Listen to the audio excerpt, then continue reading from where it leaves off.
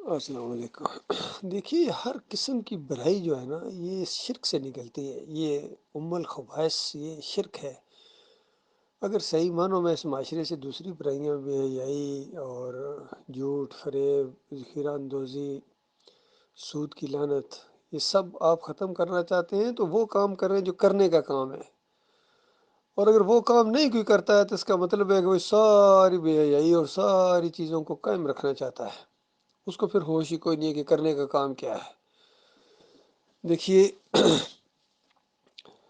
اس طرح سورۃ العصر کے اندر اللہ تعالیٰ نے ایک منیمم ریکوائرمنٹ پیش کی ہے کہ دیکھو، اگر تم صحیح معنوں میں کامیاب ہونا چاہتے ہو تو کامیاب وہ ہے جو ایمان لائے، خالص ایمان، عمل صالح کرے اللہ کی رضا کے لیے، نبی علیہ السلام کی سنت کے مطابق، صحابہ اکرام کے نقش قدم پر چلتے ہوئے، اور پھر وتواصوا بالحق کرے، حق بات کی گواہی دے، توحید کی دعوت دے، گلیوں میں، سڑکوں میں، بازاروں میں، بسوں میں، ٹرینوں میں، جہاں جہاں موقع اس کو ملے باہر نکلے، اور اس کے بعد اس راستے میں جو بھی تکلیفیں آئیں اس کا مقابلہ کرے۔ یہ جہاد ہے، اس کو جہاد کہتے ہیں۔ یہ نہیں کہ ایمان عقیدے کی بات پتہ ہی کوئی نہیں، نہ خود نہ کسی اور کو، تو بس دوڑے جا رہے ہیں، جہاد کرنے جا رہے ہیں۔ جہادی تنظیمیں جس طرح جتنی بنی ہوئی، لشکر طیبہ ہو یا فلاں جنگوی لشکر ہو یا جیش محمد ہو، یا یہ ساری چیزیں کہ ساری مسلک پرست ہیں۔ ایمان خالص پہلے اختیار کرے اور پھر اس کے بعد اس کی دعوت دی جائے، اور پھر جو لوگ مخالفتیں کریں اس کا مقابلہ کیا جائے اللہ کے بھروسے کے اوپر۔ یہ جہاد ہے، اس کو جہاد کہتے ہیں۔ اور پھر صبر کے ساتھ جمع رہے، کام نہیں چھوڑنا ہے، کام یہی کرنا ہے۔ یہ نہیں کہ میں تھک گیا ہوں جی، تھکنے والا یہاں معاملہ نہیں ہے بھائی۔ اگر کوئی بہت ہی تھک گیا ہے تو بیٹھے اور آگے منزل کی طرف اس کا رخ ہونا چاہیے، جانا ادھر ہی ہے۔ یہ نہیں کہ تھک کے تم واپس ہو جاؤ اور کہو کہ میں بس بڑا کام کر دیا ہے۔ جس طرح ایک دفعہ ایک کیا کہا جائے، ان کا بڑے، ہم جن کو سمجھتے تھے بڑے جناب مضبوط ہیں، کہتے ہیں میں تھک گیا ہوں، تھک گیا ہوں، تھکنے کے بعد واپس چلے گئے، پھر اسی کفر و شرک، اور پھر کسی کو کچھ نہیں کہنا ہے جی۔ فتویٰ لگاؤ گے تو لوگ ناراض ہو جائیں گے، دنیا والے کیا کہیں گے، معاشرے کے اندر، محلے کے اندر، علاقے کے اندر ایک اچھا خاصا نام ہے، رہتا ہوں، تم تو تقریر کر کے چلے جاؤ گے، بعد میں میرا کیا بنے گا۔ اس طریقے سے ان کی باتیں پہنچی۔ حیرانگی ہوئی کہ دیکھو، جو بڑے بہادر اور جرت والے سمجھے جاتے تھے، ان کا اصل کتنا خوف۔ کہتے ہیں پرچے کٹ جائیں گے، پرچے کٹ جاتے ہیں۔ اچھا، آج پتہ چلا ہے اس فیلڈ میں آئے کہ ہوتے پرچے تو کٹیں گے۔ تم سے تو وہ دنیا دار پھر بہتر ہے جو 2 سنچریاں بنا چکا ہے، پرچے اس کے خلاف کٹے ہوئے۔ وہ نہیں گھبرایا ہے، وہ اپنی قوم کو کہہ رہا ہے وہ گھبرانا نہیں ہے، حالانکہ کفر و شرک کے راستے کے اوپر ہے، جمہوریت کے راستے کے اوپر ہے، قومیت کے راستے کے اوپر ہے، اور وطنیت پرستی ہے، جمہوریت پرستی ہے۔ اس کا تو انجام بھی برا ہونے والا، پھر بھی نہیں گھبراتے۔ جس طرح قرآن کے اندر اللہ تعالیٰ نے جب جنگ احد کے اوپر تبصرہ کیا، مالک نے آیات نازل فرمائی اور مومنوں کو اسی انداز سے بتایا کہ دیکھو، وہ کافر و مشرک نہیں گھبرائے، حالانکہ 70 پچھلے سال ان کے مارے گئے تھے، پھر چڑھائی کر کے آگے، اور ان کو امید بھی نہیں رکھتے نہ جنت کی نہ اللہ کی رحمت کی۔ اور تم مومنو اللہ کی رحمت کی امیدیں تم رکھتے ہو، جنت کے تم شوقین ہو، اور نبی علیہ السلام کے تم ساتھی ہو، تم گھبراؤ گے؟ تو بالکل نہیں گھبرانا ہے۔ یہ صحیح معنوں میں اگر کوئی ملک کا، قوم کا اور انسانیت کا خیر خواہ ہے تو وہ اس راستے میں آئے گا۔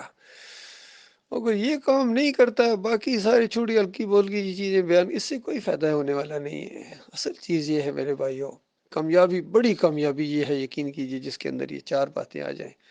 عام طور پر لوگ سمجھتے ہیں کسی کے پاس بڑی دولت آ جائے، بہت زیادہ، وہ کامیاب ہے، بڑا اقتدار آ گیا، بڑی تعلیم آ گئی، ایم فل اور پی ایچ ڈی کر لی، لیکن یہ کام نہیں کر رہا ہے جو کام کرنے کا ہے، تو پھر خاسر ہے، یقین کیجئے، بالکل ناکام انسان ہے، اپنا وقت برباد کر دیا اس نے۔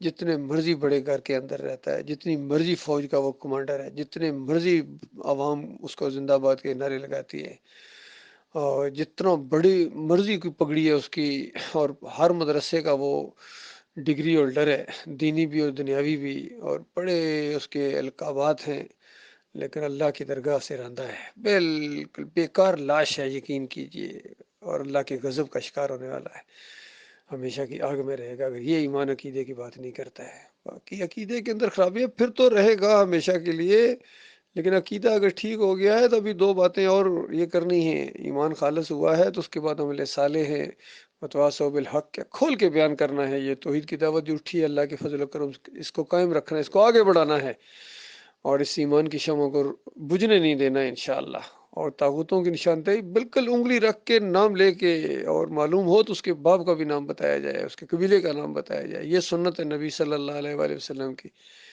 کیونکہ ابراہیم علیہ السلام کی ملت کے اندر جو بگاڑ آیا، پہلا آدمی جس نے نظر و نیاز پیش کی عمر بن لئی الخزائی، نبی علیہ السلام نے اس کے باپ کا نام بتایا، اس کے قبیلے کا بھی نام بتایا.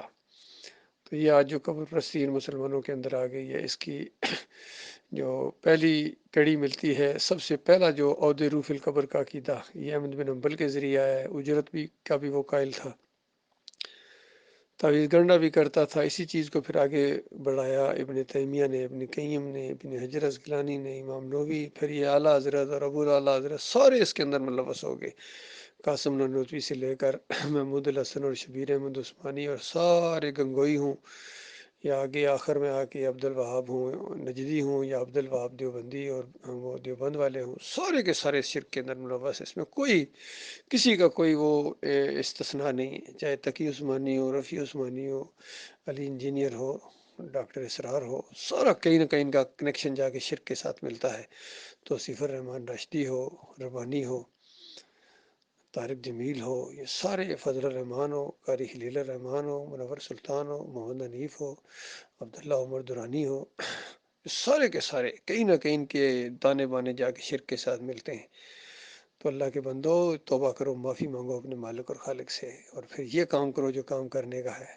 اگر ذرا بھی تمہارے اندر عقل ہے، یا ذرا بھی تم نعمتوں کے اور لگژری لائف بلکہ لگژری کا لفظ بھی چھوٹا ہے جو اللہ تعالیٰ نے جنت میں اپنے مومن بندوں کے لیے تیار کچھ کر کے رکھا ہوا ہے. 60 میل اونچے فلیٹ اور بڑے بڑے محل اللہ تعالیٰ نے حد نگاہ تک پھیلے ہوئے باغیچے، جو منہ سے حکم کرو گے پیش کر دیا جائے گا. جو خیال تصور آئے گا، ارادہ اس غیر ارادی طور پر کوئی ذہن میں خیال آ جائے تو اس کو بھی حاضر نہ پاؤ تو کہنا.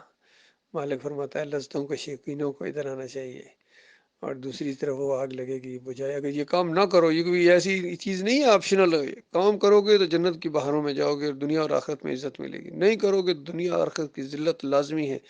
جہنم منہ کھولے پھر ایسے لوگوں کا انتظار کر رہی ہے. خون اور پیپ کی وادیاں ہوں گی جس کے اندر اس کو گھسیٹا جائے گا، اور منہ اس کا سوج جائے گا، اوپر والا اونٹا ماس کرے گا اور اوپر ماتھے تک چڑھ جائے گا، اور نیچے والا لٹکے گا، سوجنے کے بعد ناف تک آ جائے گا. ایسی جس طرح بنی سری ہوتی ہے، اور اتنے اتنے بڑے جسم ان کے کر دیے جائیں گے، جس طرح پورا ایک بندہ گویا پنجاب کے اوپر بیٹھ جائے، صوبے کے اوپر، اور یا بحرین پورے ملک کے اوپر بیٹھ جائے. اتنی بڑی بڑی بیٹھک کی جائے گی، اور ایسے انگارے بنے ہوئے ہتھوڑے جب مارے جائیں گے پیٹھوں کے اوپر، کولوں کے اوپر، اور اس کے بعد ایسی ان کی آوازیں نکالیں گے جس طرح گدھے آواز نکالتے ہیں، اس طرح ہینگنے کی آوازیں ان کی آئیں گی. یہ علامہ صاحب ہیں جی، یہ حضرت صاحب ہیں، یہ واسطے وسیلے کے ساتھ اللہ کو پکارا کرتے تھے. یہ اللہ کے علاوہ دوسروں کو پکارنا کہتے تھے، اللہ ہی کو پکارنا ہے. یہ اللہ کے بندوں کو جو ہے یہ نبی کا بندہ کہتے تھے. یہ اللہ کے سامنے سجدہ کرنے کی بجائے یہ نبیوں اور ولیوں کو سجدے ثابت کرتے تھے. حضرت صاحب نے تفسیر لکھی تھی، اور اللہ کی کتاب پیش کرنے کی بجائے کہتے تھے میری تفسیر پڑھو، میری تفسیر پڑھو. اور اس کے ماننے والوں نے اس کو اپنا معبود بنا لیا. کہتے ہیں بس ان کے راستے پر ہم چلیں گے، قرآن اور حدیث اور صحابہ کرام کے راستے پر چلتے ہوئے ان کو موت پڑتی ہے.